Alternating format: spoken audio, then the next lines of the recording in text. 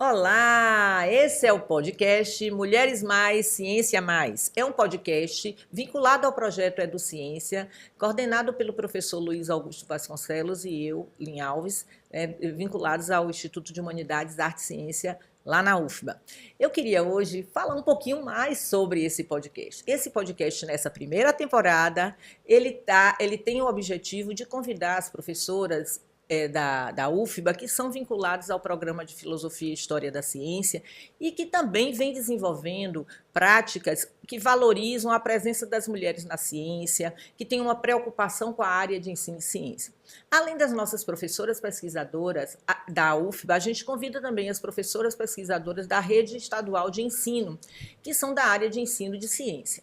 Então, o objetivo desse podcast é exatamente valorizar, a presença dessas mulheres que fazem a diferença na área das ciências, no ensino das ciências. E hoje eu tenho aqui o prazer de estar com a minha querida Amanda Mantes, que é professora do nosso programa, do programa de Filosofia e História da Ciência, lá na UFBA.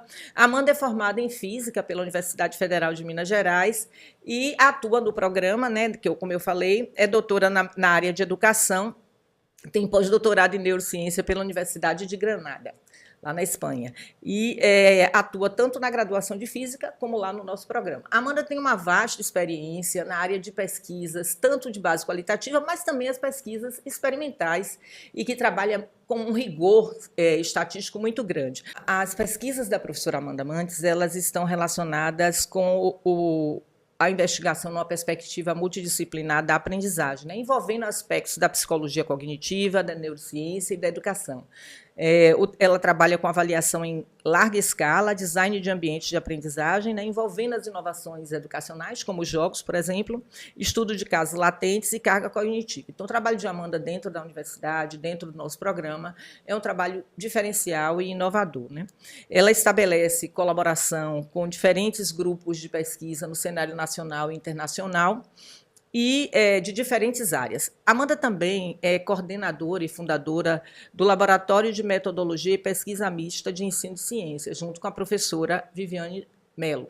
Então, eu queria agradecer muito a presença de Amanda aqui, dela poder estar colaborando com a gente nesse podcast e estar podendo socializar com a gente a sua perspectiva de ensino de ciência, de empoderamento das mulheres. Ela é um exemplo na área de ciência, e seduzir cada vez mais mulheres como nós e como tantas outras a investirem na área das ciências, especialmente as meninas que estão iniciando o seu processo de formação. Então, Amanda, super obrigada, seja bem-vinda ao nosso podcast.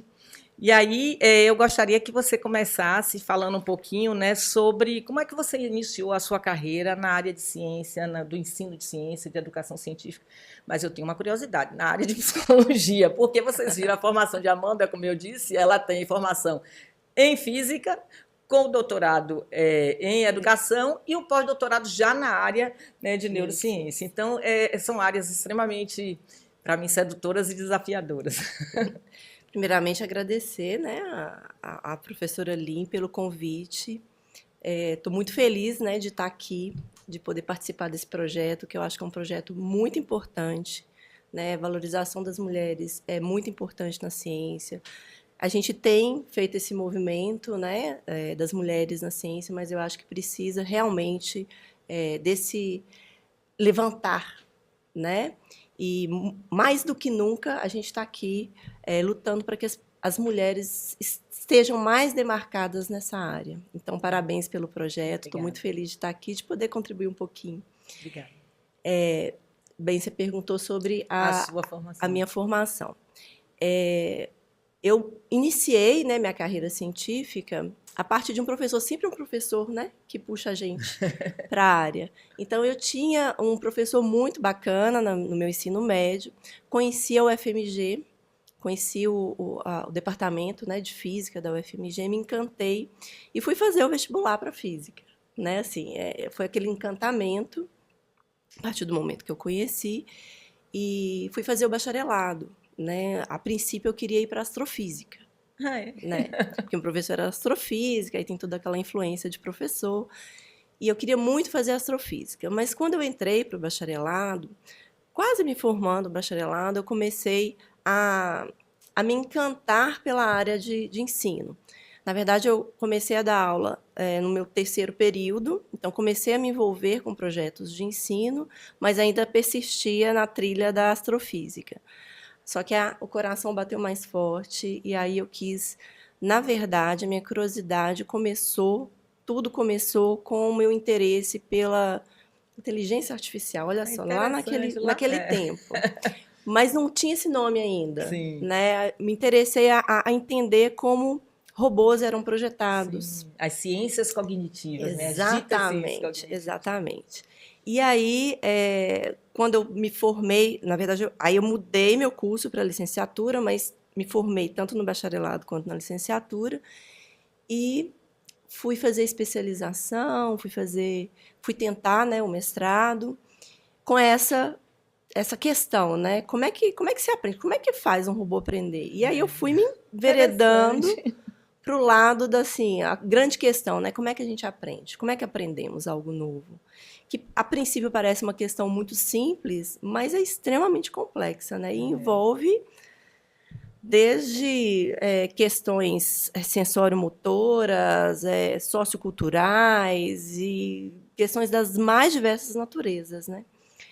E aí eu fui, na época não tinha essa dimensão que tem hoje, né, de inteligência artificial, comecei a estudar um pouco de cognição situada e fui fazer meu mestrado. Eu me lembro que quando eu fui fazer o mestrado, a minha inquietação era como mensurar os objetos de estudo da área de ensino. Sim. E minha inquietação era, mas a gente descreve, como é que eu mensuro essas coisas, né? Já pensando como que mensurar. Como avaliar, né, esse retorno. Pois é, como é que a gente olha realmente o que está acontecendo? Mas muito nova ainda, né? E eu tive um orientador brilhante e ele falou assim, ó, quer fazer estatística? A gente faz. Né? Vamos começar. Então, eu me lembro que a minha dissertação foi uma das primeiras, se não foi a primeira, a envolver, né, esses procedimentos estatísticos de coleta de dados, de análise, lá na universidade. E aí eu fiquei muito feliz com esse caminho, também fui no doutorado por esse caminho, mas como a gente não tinha muito aporte em relação a essa questão, né, de inteligência artificial, eu tomei o rumo da psicologia cognitiva, né? A área de ensino tem essa perspectiva, né, multifacetada, multidimensional, que a gente... E aí tem, dos vários caminhos, eu sempre me interessei muito pela mente, né, o que se processa na mente, a minha curiosidade sobre a mente humana. E aí eu fui mais para o lado da psicologia, tem o lado da psicometria, que é aquele ramo que trabalha mais com os testes, né? Com os testes psicométricos, trabalha um pouco com avaliação de larga escala, mas sempre tentando, né, acessar esse construto que a gente não sabe muito bem como é que funciona. E aí, quando eu ingressei na UFBA, eu ingressei na Faculdade de Educação. Ah, é? Eu era da Faculdade de Educação. Eu fiz concurso para a Faculdade de Educação. Fiquei na Faculdade de Educação por um bom tempo, né? Formação de professores, dando aula de metodologia, de estágio supervisionado, mas sempre tive uma ligação muito forte com o Instituto de Física. E aí, depois de um certo tempo, eu falei assim, eu queria dar outras disciplinas, né? Me ingressei no programa de pós-graduação, né? Que a princípio era na física. Eu me lembro, quando eu entrei ainda era. Programa de pós-graduação em Ensino, Filosofia, História da Ciência, era na física, depois que foi para a Faculdade de Educação. E aí eu comecei a ter, né, um vínculo mais forte com alguns trabalhos lá no Instituto, pedi a minha transferência para o Instituto de Física. Não sabia. Então, eu estou no Instituto, creio que há 8 anos. Né? Eu tenho 15 anos de UFBA, 15 anos de UFBA, no Instituto há 7 anos. Tem mais tempo de FACED do que de Instituto de Física. E aí eu tive o prazer de conhecer o Labios, né, que é o Laboratório de Biosistemas, lá da UFBA, que é coordenado pelo professor Garcia e Rafael. E eles têm, assim, o grupo ele é totalmente multidisciplinar. Tem pessoal da área de saúde, tem pessoal da área de física, que lida com sistemas complexos, mas com neurociência. Aí eu falei assim, nossa, Aqui é meu lugar. comecei a participar do grupo durante uns 2, 3 anos, e aí sempre com essas questões, né, de como que a mente da gente funciona, só que agora, numa perspectiva de, dá para olhar coisas fisiológicas. Aí eu fiquei super empolgada. E foi assim que eu fui fazer o pós-doutorado lá na Espanha, em Granada, eu fui fazer o pós-doutorado no Instituto de Ciência de Mente e Cérebro. Né? Então, não tem muito a ver com física, apesar da gente abordar todo o sistema dinâmico, rede de complexidade, tudo para poder fazer as análises. Né? E fui para lá, assim, nessa aventura nova, coisa que eu não tenho ideia ainda, assim, é muito novo para mim. Estou há 4 anos estudando, mas são coisas muito novas. E desafiadoras. E desafiadoras. Né? Por isso que eu fui cair nessa. Menina, nessa é área. Totalmente fora da caixa. Vocês já viram aí, né? Eu acho que é uma tendência dos físicos saírem da caixa. Assim é outro exemplo. Né? Mas é muito rica, Amanda. Eu não tinha ideia, assim, né? Dessas articulações todas que tinham lhe mobilizado. Eu fico muito feliz, assim, porque são áreas que mobilizam bastante a gente, né? E eu sei que você trabalha também com as questões, para não dizer errado, do eletrocefalograma, né? Que você tem usado. Fala um pouquinho aí, Amanda. Porque Pois isso também, gente, é inovador na educação, né? E assim, é tão inovador que a gente não consegue ainda publicar na área de educação, né? Imagino. Então, assim, eu percebo que existe uma tendência de se usar a pupilometria, porque eu tenho trabalhado com os dois. Então, eu fui desenvolver um protocolo. Na verdade, eu comecei, né, com a ideia de desenvolver um protocolo para poder dimensionar esforço mental, né, carga cognitiva, durante uma tarefa e ver se isso tem relação como as pessoas performam, né? Tentar relacionar essas coisas. E eu mergulhei de cabeça na questão de medidas fisiológicas. Sim. E desenvolvendo um protocolo que, a princípio, para a tarefa de física, eu percebi que é muito complicado. Eu fui com uma ideia gigante, aí falei assim, não, vamos pôr o pé no chão, porque o negócio é mais complicado. E aí fui desenvolver um protocolo para que eu fizesse, né, uma medida simultânea do processamento cerebral com medidas do olho, tanto movimento ocular como dilatação da pupila, e a performance do sujeito numa tarefa. A princípio, o protocolo foi numa tarefa de memória. Sim. Né, para poder medir memória de trabalho, né, para medir outras funções executivas. Então, eu fui com essa intenção de desenvolvimento de protocolo para poder fazer medidas simultâneas, porque é muito complicado você medir simultaneamente.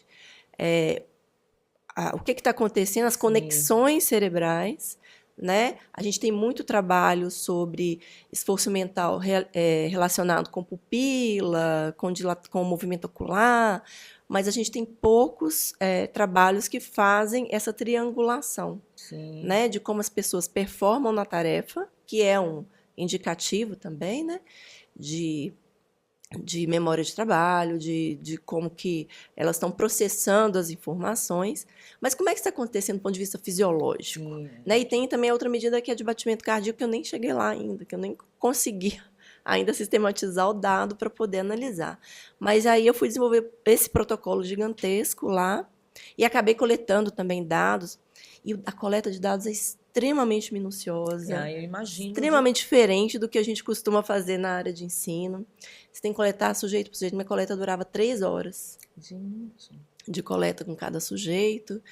E eu coletei eu coletei acho que uns 40, mais ou menos. Então, foi um esforço de entender, ainda estou tentando entender e processar, e aí a análise é outra história. Exato, é uma rede, né, de elementos para serem analisados. E ainda estou fazendo o trabalho que foi coletado, e agora a minha aluna de doutorado está lá, né, em Granada, no mesmo lugar, no mesmo centro de pesquisa, também fazendo coleta de dados para fechamento da tese. E agregar valor a essa pesquisa, né, que você iniciou. Interessante. Sim, é porque, assim, por exemplo, no Exera, né, no encontro do Exera, que é um dos principais encontros, se não for o principal, né, de ciências da Europa, eu estive lá, e tinha um simpósio só para falar de movimento ocular, Gente, de eye tracking. Então, as pessoas já estão começando, né, a investigar o esforço que as pessoas fazem ao realizar tarefas científicas. Isso tudo para dar insights de como é que a gente otimiza esse processo, né? Então, a gente tem muita literatura, a gente tem muitos estudos, muitas pesquisas que já dão insights para a gente de várias perspectivas, né? De design, de várias perspectivas. Mas e do ponto de vista fisiológico? Né? Como é que a gente pode melhorar esse processo, que é um processo extremamente complexo, né? Que lida com variáveis as mais diversas que a gente não controla. Exato. Né? E o tempo, né, como você falou, de investigação por conta do detalhamento é longo. É né? longo. Porque, imagine, sujeito por sujeito, 3 horas é muito tempo. Né? E aí você imagina a quantidade de dados. Eu imagino aí para triangular. É muito dado. Muito. Agora, vocês ouviram também, né, além desse trabalho desafiante, como ela é pioneira. Né? A gente sempre tem falado que essa coisa da inteligência artificial, esse hype, é o hype agora, mas as pesquisas sobre inteligência artificial elas já começaram lá atrás, né, como a Amanda trouxe aqui, quer dizer, a preocupação dela e o interesse inicial já lá atrás, né, alguns anos atrás. Isso é super importante para você ver o quanto as pesquisas de Amanda elas estão antenadas com essas inovações todas. Amanda, todo o percurso, ainda mais o percurso assim tão desafiante, você encontra algumas dificuldades, né, alguns obstáculos. E assim, quais foram os principais desafios, inspirações para você ao longo dessa sua caminhada, né? Muitos desafios, tanto do objeto, né, de conhecimento, quanto das metodologias, né, que são utilizadas. E o campo, né, o campo da ciência é um campo que é demarcado muito pelo estereótipo masculino. Exato. E aí eu entro com uma perspectiva metodológica, que é uma perspectiva metodológica baseada em análise quantitativa, que já quebra, porque o quantitativo, por ser racional, é atribuído. E na área de educação já tem toda uma dificuldade, que é uma tendência mais qualitativa. Exatamente. Né? Então, os desafios foram vários. Né? No início da minha carreira, conseguir publicar, no Brasil principalmente, sempre foi desafiador. Né? Publicar análises que carregam um aspecto quantitativo. Né? Agora, por exemplo, os trabalhos do Exera. O trabalho que estava com o eye track foi aprovado, o trabalho que estava com o EG não foi. Porque ainda não se tem, né, essa interlocução com o EG. Então, assim, são desafios do próprio objeto que se coloca, né, que aí também eu vou fazer uma minha culpa, porque eu procuro coisa, né, sarna, como se diz, sarna para coçar, né? Querer fazer coisas que está fora da linha, né? Então, assim, então tem a questão do objeto que eu estudo, que está sempre em mudança e que carregam características que não são características da área, né? Mas o quantitativo, por exemplo, hoje já se consegue publicar no Brasil, já tem uma grande relevância, né? No exterior, inclusive aqui. No exterior, acho que é mais forte, né, Amanda? Bem forte, bem forte. Então, já tem, né, essa coisa. Então, isso já não é um problema mais, né, fazer publicação com essa. Aí eu vou e mudo, né? Para poder estar no limbo, eu vou e mudo. Não, agora eu quero fazer outra coisa. Que não está aqui, quero fazer para poder. Enfim, tem esse desafio do objeto. Tem o desafio, como eu estava falando, do estereótipo, né? Como é que essa mulher aí que está fazendo matemática, que está fazendo conta, que está fazendo, né? Então, que é uma coisa que a gente da área da física, enquanto estudante da área de física, também sofreu. Porque eu acho que a física ainda é pior que a matemática, né? O nicho do curso é mais masculino do que feminino. Pois é, porque tem, né, essa coisa do racional, das áreas ditas, né, racionais e duras serem do contexto masculino e as áreas da dialética, da linguagem, né, e serem mais do contexto masculino. Então, tem essa esse desafio também, né? Mas muitas pessoas me inspiraram no caminho, né? Principalmente as mulheres, as professoras que foram poucas, olha só, não, foram poucas, Imagino. mas que me inspiraram enquanto resistência dentro de um ambiente que é estritamente masculino, né? Então, teve a professora Regina, que foi minha professora lá na UFMG, que eu fiz iniciação científica com ela, que é uma pessoa que sempre foi muito batalhadora, né? E assim, me inspirou de várias formas. Ela fazia a pesquisa dela de física, mas ela sempre teve um olhar para o ensino muito cuidadoso. E tem a professora Silvana Nascimento, que é da área de é física, mas da área de educação, né? Que hoje também está, as duas, né? Estão aposentadas, mas que, inclusive, foi a primeira pesquisa sobre mulheres que eu participei foi com ela. Interessante. Né? Ela fazia uma pesquisa sobre mulheres na ciência. E aí eu participei enquanto ainda estudante. Né? Então, foi a primeira, e ela sempre muito preocupada com essa questão de gênero, né? Com essa questão das mulheres na ciência, uma pessoa extremamente inteligente, extremamente culta, e que me inspiraram assim, a persistir, né? Apesar dos pesares, ainda persistir nesse caminho. É interessante isso, né? Como tem essas mulheres que marcam nossa trajetória, né? E motiva a gente a se permitir sonhar. Sim. E seguir em frente, né? E hoje também, não posso deixar de demarcar que hoje eu tenho duas inspirações próximas, que é a Ana Paula e a Viviane. Exato. Né? Com as quais eu trabalho. Assim, nós três coordenamos o laboratório, cada uma na sua... Que é um laboratório com uma característica diferente, porque é um laboratório de ciências, que tem uma professora formada em física, uma em biologia e uma em química, liderando. É um grupo que tem mais de 30 pessoas, um grupo de pesquisa com mais de 30 pessoas, né?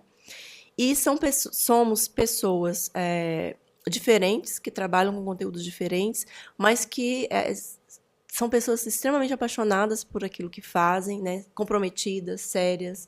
Né? A Ana Paula faz um projeto lindo com crianças, né? de ciências. Então, são pessoas que me inspiram hoje. Né? Então, a gente tem as inspirações ao longo da vida e as que continuam nos inspirando e nos incentivando, né? A continuar. Exato, isso é bem motivante. Deixa eu te perguntar, então, aí você começou já a falar do projeto de Ana Paula, queria ouvir um pouquinho assim das ações e projetos e práticas que você tem desenvolvido para promover o ensino de ciência. Os projetos, assim, a questão do ensino de ciências, ela permeia de uma forma marginal, né, toda a minha atuação enquanto professora da UFBA, porque eu trabalho com formação de professores, né? Do ponto de vista de divulgação, o LAMPMEC em si faz um trabalho mais na pessoa da professora Ana Paula, que tem esse trabalho muito bonito de pequenos cientistas, né?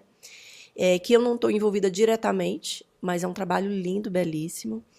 E nós, enquanto grupo, a gente tem vários projetos, né? Por exemplo, a gente tem a professora Marina, com a qual eu tenho trabalhado, que tem projeto de fazer pesquisa sobre impercepção botânica, e aí eu entro na área de produção de instrumento para poder dimensionar a impercepção botânica, de projeto de divulgação da UFBA. Então, tem vários projetos de divulgação de biologia e a gente está querendo olhar para como as pessoas mudam as percepções dela a partir de projetos de divulgação científica, né? Interessante. Até em tempo da emergência dessas plataformas digitais, onde a divulgação científica tem sofrido bastante, né, por causa da desinformação, da fake news, é um trabalho extremamente relevante para construir esse olhar crítico, né, Amanda? Pois é.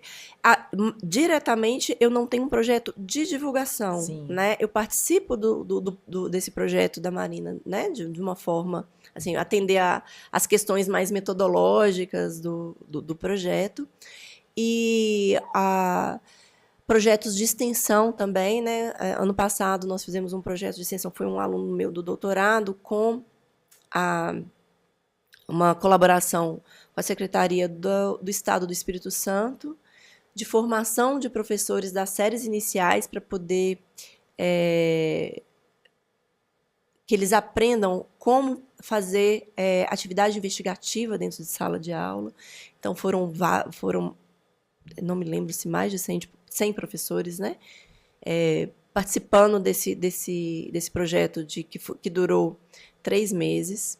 Então, fazendo atividades com esses professores para que eles fizessem sala de aula, da série fundamental, que eu acho que é assim, a série que a gente tem que mais investir na questão de ensino de ciências, né? A gente tem uma carência assim, de um investimento grande na formação dos pequenos na área científica, porque é onde tem mais curiosidade. Exato. Né? E não é incentivada, né? É inibida normalmente nessa curiosidade. Pois é. Então, assim, a ciência parte da curiosidade.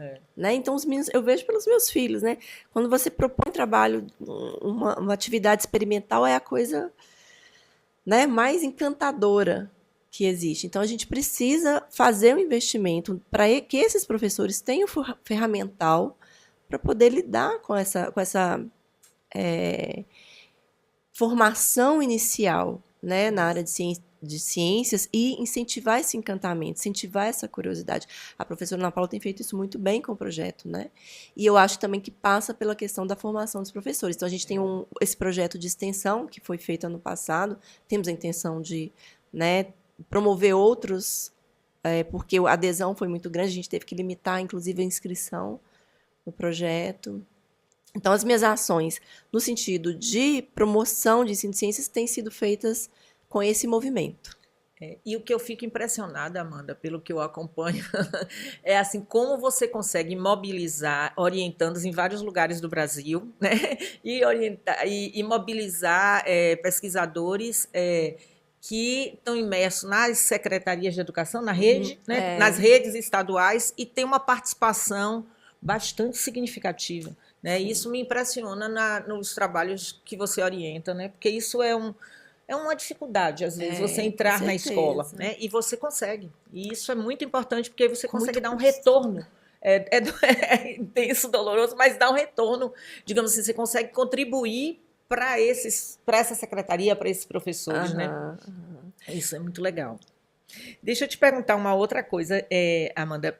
Como é que esses projetos dialogam com questões de gênero, diversidade ou inclusão?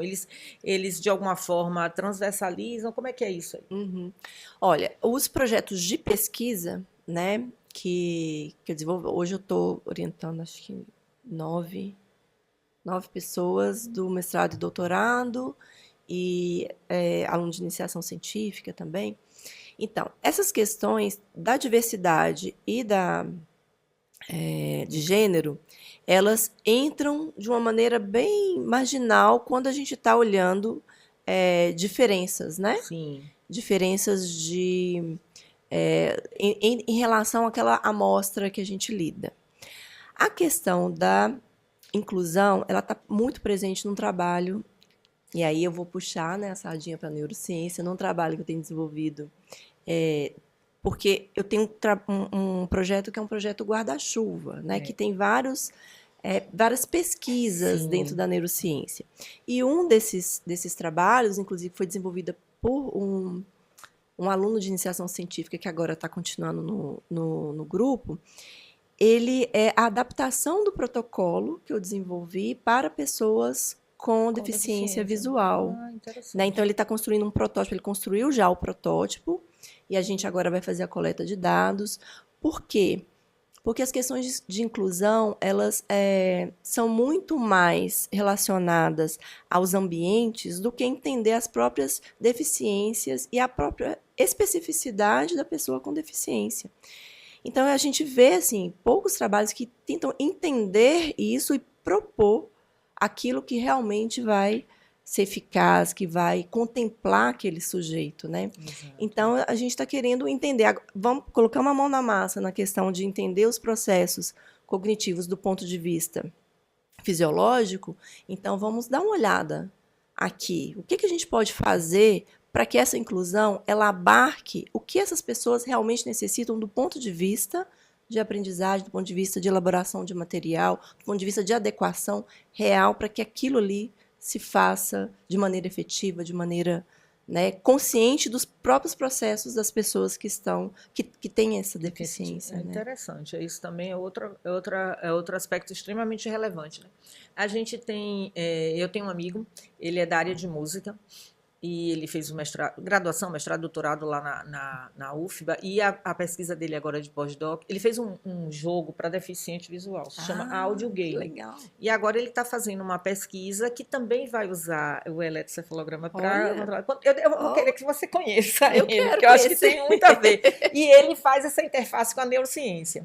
Ele até vai entrevistar alguns alunos lá da UFBA para participarem da pesquisa, não são deficientes visuais, mas vão participar da pesquisa pelas questões que ele quer avaliar, que deve dialogar com o que você estava falando. Agora, vou fazer uma pergunta de curiosidade. O projeto, vocês precisam saber que a professora Amanda aprovou um projeto num edital corridíssimo, que é o edital Universal esse ano, né? Então, parabéns mais uma vez, Amanda. Obrigada. Fala um pouquinho, esse projeto do Universal também é da neurociência? Tem neurociência nele também. Inclusive, é com ele que a gente vai comprar o EG próprio, né, para o laboratório. Porque até então a gente usa os EGs disponibilizados pelo Labios. Sim, que é de lá de Garcia, sim. Que ele também trabalha com jogos usando, né? Trabalha com várias coisas. Assim, um mundo de coisas, né? E a gente, então, usava o EG, né, do professor, e agora a gente vai poder adquirir. E esse projeto da Universal, ele engloba várias pesquisas, porque é um projeto que busca uma consolidação de materiais para pesquisa, para poder a gente fazer pesquisas das mais diferentes frentes na área de ensino. Sim. E aí foi submetido também para poder conseguir, né, o EG, o eye tracker, para poder fazer a pupilometria. Então, contempla. Isso é para vocês verem o desafio que a gente tem quando a gente está querendo fazer uma pesquisa tão inovadora e de ponta, né, dentro da universidade pública, e o quanto é importante para a gente esses editais para ajudar a gente a concretizar esses projetos, né, em nível de compra de equipamento. Amanda, assim, houve alguma experiência marcante, assim, algum resultado que te emocionou e fez repensar do seu trabalho? Você já falou um pouquinho que você foge da cara, vai mudando as trilhas, né? Mas teve algo que você diz, isso é bem marcante na minha vida. Olha, tem vários, né? Mas quando eu paro para pensar, todos os episódios mais marcantes dizem respeito à formação de aluno. Né? Quando você consegue que um aluno, e aí eu tive pelo menos 3 alunos, falaram, professor, eu nunca imaginei que eu poderia estar nesse lugar. Sim. Né? Então, você me deu a oportunidade de estar nesse lugar, eu nunca imaginei que eu poderia alcançar. Isso me marca de uma maneira muito intensa, porque às vezes às vezes a gente para assim, por que a gente está fazendo esse trabalho? O que eu estou mudando no mundo com esse trabalho que eu estou fazendo, né? Não dando nada, investigando uma coisinha de uma coisinha, de uma coisinha, de uma coisinha, o que isso realmente traz de mudança social, de mudança para a vida das pessoas. Então, quando surgem, né, esses depoimentos, isso fala assim, não, eu estou mudando a vida de pelo menos uma, de pelo menos 2 pessoas. Fazendo a diferença na vida dessas pessoas. Né? Isso me marca, né? Isso me marca muito. Teve eu vou dar um exemplo, né, de vários. Que foi uma aluna que eu dei aula para ela no ensino médio. E era uma aluna com muitos problemas psicológicos, né? E por eu dar uma atenção especial para ela poder fazer atividade física, ela que era uma aluna que nunca participava de nada, começou a fazer. Depois de 21 anos, ela me manda uma mensagem pelo Instagram, falando que ela era de uma escola pública, com pouco recurso, né? E ela me manda uma mensagem no Instagram dizendo que ela estava fazendo uma especialização na Europa, eu não me lembro o país, porque ela se formou em medicina e que ela me agradece muito, porque se eu não tivesse incentivado... Pois é. Então, essas coisas que eu acho que mais me marcam, né? Exato. E principalmente as meninas que se identificam, né?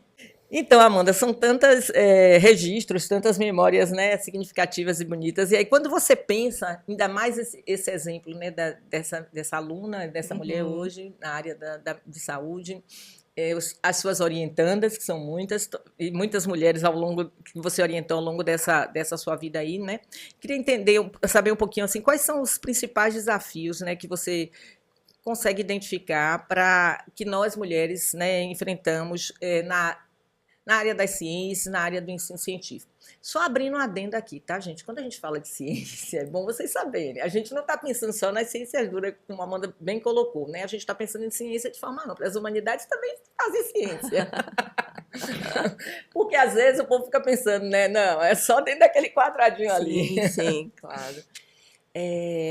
Eu acho que eu já falei um pouco, né, das dificuldades dentro dessas áreas ditas duras, vamos colocar Você já trouxe alguns né? disso, né? Da questão da perspectiva da racionalidade, e aí romper com isso, principalmente na área de ciências é um desafio.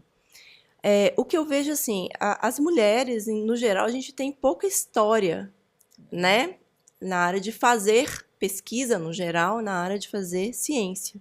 Né? Então, a gente tem um movimento, porque 20 anos é nada. Exato. Né? Então, a gente tem pouca história e agora a gente vê um movimento de incentivos, mas eu acho que esse movimento ele ainda é um movimento tímido, né? Em relação ao que pode ser feito para que a gente realmente alavanque uma participação, né, maior de mulheres nesse lugar de fazer ciência, né? Então, assim, a gente tem os incentivos, mas os incentivos ainda são muito incipientes, né? Eu tenho, eu falo assim, a gente falei de pessoas inspiradoras, né? E na atualidade falei das minhas amigas como inspiradoras, mas eu também tenho meu marido como inspirador. Ele é da matemática, mas ele tem sempre uma preocupação de, quando vai organizar algo, de estar tendo uma proporção de mulheres ali. E ele tem dificuldade. Isso, né? Pois é, e ele tem dificuldade para atender essa proporção, veja bem. Né? Então, tem poucas. Exato. Né? Física, matemática, a química também, eu acho. Pois é, tem poucas ali, fazendo pesquisa também, né? Eu vejo um crescimento, né? Da época que eu me formei, quando eu me formei, eu era a única. Né? É mesmo no curso, né? Eu era a única. Não, éramos duas, desculpa. Éramos duas. É porque ela veio da filosofia e entrou depois. Aí, às vezes, eu me esqueço. Éramos duas quando eu me formei. E aí, quando eu vim para a UFBA, que eu comecei a dar aula, eu vi que tinha muitas meninas. Isso me fez muito feliz, assim. Não tinha ideia. Tem muitas, no Instituto? Pois é, isso tem oscilado. Esse semestre eu estou dando aula só para meninos. Né?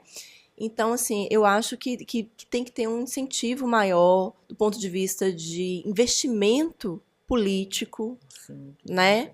Para que essas meninas alcancem esses lugares, se sintam, na verdade, sintam uma identificação com a ciência.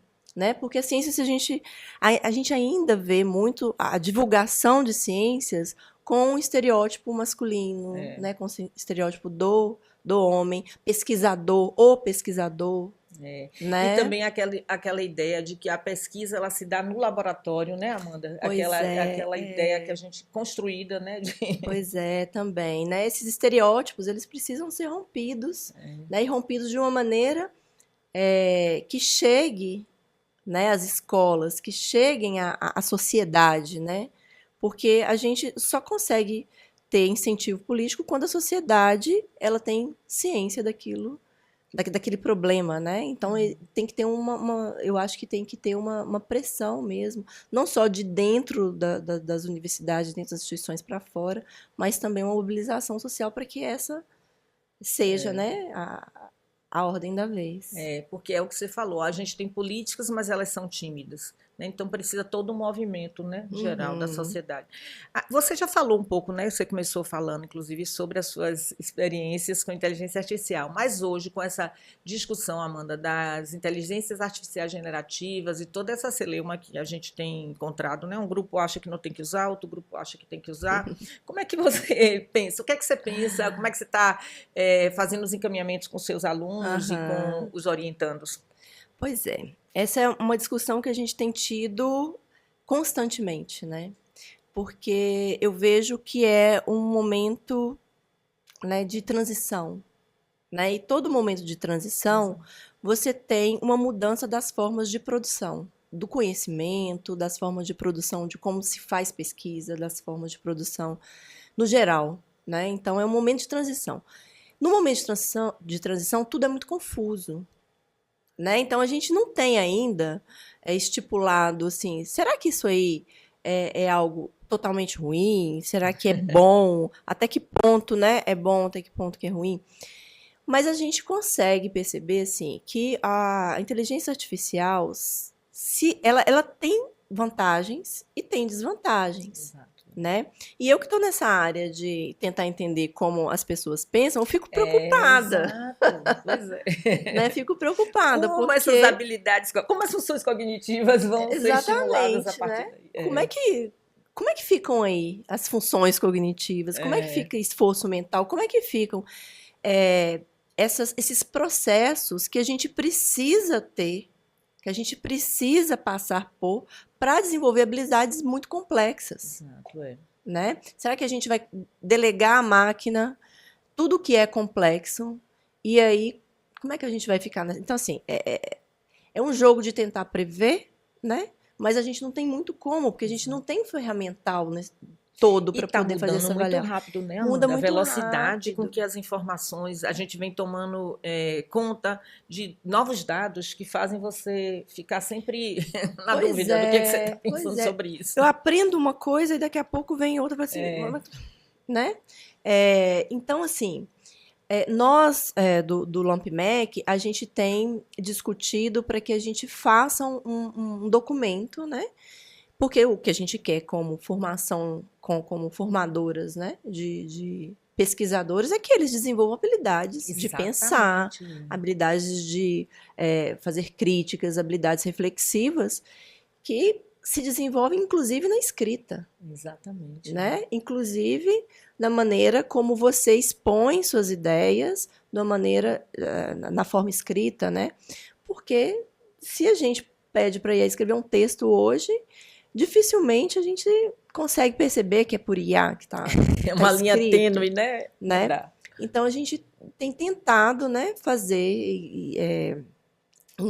estabelecer um acordo, né, um contrato, vamos dizer assim, com as pessoas, de até onde pode ser utilizado, para quê? Porque também a gente não pode jogar fora algo que não pode nos ajudar muito, né? Inclusive com análise de dados, mas você precisa saber para poder você usar, né? Uma coisa não exime o sujeito do conhecimento que ele tem que ter. Exatamente. Né? Então, mas aí a gente também tem, assim, a dosagem. Qual que é a dosagem? A gente ainda está tateando, porque qual o potencial disso aí, né? E como isso pode nos ajudar sem limitar o desenvolvimento das habilidades necessárias para que a gente tenha essa formação enquanto pesquisador. Né? Foi ótimo você trazer esse ponto de vista aí, porque exatamente essa coisa do balanceamento, né? Não dá para a gente fechar totalmente, porque ainda estamos no processo de conhecer para até identificar, né? O que é legal, o que é que não é. Amanda, então, que conselhos você daria hoje, né, para as meninas e mulheres que desejam seguir a área científica, né? Que ciência é muito bom. Ciência é uma cachaça, assim. Para que não se sintam intimidadas, né? Intimidadas com esse estereótipo que é colocado, com toda essa visão que é colocada de ciência, de que ciência é muito difícil, que, né, ciência é só para gênios ou ciência é só para meninos, né? Que para não se sentir intimidado com isso, porque é uma área extremamente recompensadora do ponto de vista pelo menos, né, para mim, né? do ponto de vista daquilo que você aprende, daquilo que você... E por isso que eu falo que é uma cachaça, né? Porque quando você vê que você aprendeu, você fala, nossa, que legal, e você vai atrás e você... Novos desafios vão surgindo e você vai querendo mais. E saber que você está contribuindo, nem que seja um pouquinho, né? Para a formação de novos pesquisadores e para a ciência, né? E para a gente caminhar um pouquinho, né? Para a gente caminhar um pouquinho no conhecimento do mundo e ter mais criticidade em relação também às decisões que são tomadas pela gente. Exato. Né? A gente precisa ter essa criticidade até para se posicionar politicamente, né? diante de tantas coisas, a ciência ela é algo extremamente importante para a vida de todo mundo. Exato. Né? E fazer ciência e saber que você pode contribuir com um pouquinho que seja é algo extremamente valioso. Com certeza. Que sonhos ou projetos você ainda gostaria de realizar, considerando que você está sempre motivada por novos desafios, né? Como você contou aí, nesse espaço de tempo a gente pôde ouvir e acompanhar esses desafios que foram mudando e se atualizando às novas demandas, né? Sim. Bom, hoje, meu sonho concreto é ter um laboratório que a gente possa fazer pesquisa de excelência. Sim. Né? Assim, um laboratório bem equipado, né? Um laboratório... Porque, assim, quando a gente faz pesquisa num outro, né? Um outro ambiente, a gente vê o quanto a gente trabalha aqui no Brasil, sabe? Porque a gente, com muita dificuldade de fazer pesquisa, muita dificuldade, assim, a gente tem precário. Questão de infraestrutura, espaço Tudo. físico, acesso, né? E a gente faz pesquisas brilhantes. E do ponto de vista metodológico, a gente não deixa nada a desejar. Concordo plenamente. Né? Então, você que tem experiência no exterior, você vê isso, né? Você vai para fora, as pessoas têm toda uma infra, mas como a gente aqui tem que dar nó em pingo d'água, a gente desenvolve uma habilidade para poder olhar para as pesquisas, uma habilidade metodológica. Cada desafio você tem que se reinventar para poder continuar com a investigação com qualidade, como você falou. Exatamente. Então, assim, eu tenho esse sonho de poder construir um laboratório. A gente tem um laboratório, mas a gente não tem muito recurso. Sim. Né? Então, a gente faz pesquisas maravilhosas, mas sempre com muita dificuldade. Né? Então, o meu projeto agora é tentar fazer com que isso aconteça, né? E assim, tentar buscar recursos que eu acho que para a nossa área de ensino são limitados, né? Muito limitados. São poucos editais, né, amor? E a concorrência é grande para o Brasil todo, e a gente que está aqui no Nordeste sofre. É uma área pouca valorizada, né? Assim, na área de ensino. Então, isso realmente é algo que às vezes me deixa assim, meio para baixo, assim, a gente não conseguir fazer aquela pesquisa que a gente gostaria de fazer, né? E meu projeto agora, meu sonho agora é poder estar... O passo inicial o universal é isso aqui, né? Eu sei, mas já é alguma coisa, né? Não? É o começo de vários. É o passo inicial, que venham outros e que a gente possa realmente ter um centro de excelência de pesquisa na área de ensino. Com certeza, eu desejo isso para vocês também, que assim abram novos editais, já que a gente não pode às vezes contar com o próprio financiamento da universidade, mas que abram outras portas para que a gente possa, para que vocês possam, né, concretizar esse sonho. Que mensagem você gostaria de deixar para as nossas ouvintes e as nossas e nossos ouvintes, né? Que mensagem? Assim, em relação a essa coisa das mulheres na ciência, desses desafios todos que você falou, muita coisa você já disse, você já motivou o pessoal o tempo todo aí, né? Então, mas tem alguma coisa que você gostaria de dizer para encerrar nossa, infelizmente, gente, encerrar, né? Dizer para persistirem, né? Aquelas pessoas são muitos obstáculos, né? São muitos... a gente fala assim com olhar, né, de amor pela ciência, mas a gente sabe que tem muitos obstáculos, que tem hora que você fala, para que eu fui inventar isso? Por que eu não fui fazer uma coisa mais fácil? Né? Nem tudo é um mar de rosas, né? Mas vale a pena persistir, né? Porque quando vem a recompensa, ela é maravilhosa. Então, a persistência, ela é muito importante, e eu queria deixar essa mensagem, assim, que ciência é algo extremamente recompensador e que vale a pena persistir no caminho para as meninas, para os meninos também, né? Que muitas vezes têm essa dificuldade. Também. Né? E a persistência ela é algo importante. Com certeza. Então, eu queria, Amanda, mais uma vez agradecer a sua participação e generosidade. A Amanda é uma querida, tudo que eu convido ela Obrigada. aceita. Então, eu queria super agradecer. Eu acho que a nossa audiência aí deve ter se deleitado, né, com a fala de Amanda, o quanto é motivadora, estimuladora, e o quanto ela traz a perspectiva de investigação científica a partir de diferentes prismas, né? Vocês viram, são diferentes lentes que ela usou ao longo dessa trajetória para contribuir para a ciência, para o ensino de ciência. Então, eu quero agradecer demais assim, o fato de você estar aqui. Oh, obrigada, eu que agradeço. Estou muito feliz de participar, uma conversa muito gostosa. A gente ficaria aqui por várias horas, eu acho, conversando. Também continuaria. Então, pessoal, infelizmente a gente está acabando, e aí eu queria convidar vocês para ouvir, né, o nosso podcast, que vai estar sendo divulgado no nosso canal do Spotify, no canal do projeto Edociência, do YouTube, no Instagram do Edociência, também no Instagram do Comunidades.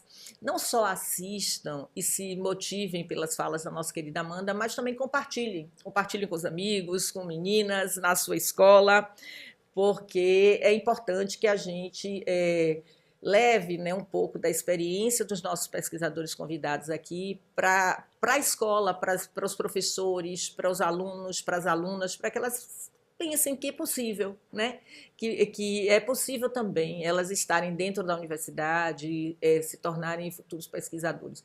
E esses projetos, como a Amanda falou, né, de iniciação científica, seja com os meninos do júnior, seja com os meninos da graduação, é fundamental, né, para que a gente possa fortalecer nesse processo de formação de novos pesquisadores dentro e fora da universidade, na escola pública, que é nosso espaço também, né, de luta e de preocupação com a formação, como a Amanda colocou várias vezes aqui, qualificada.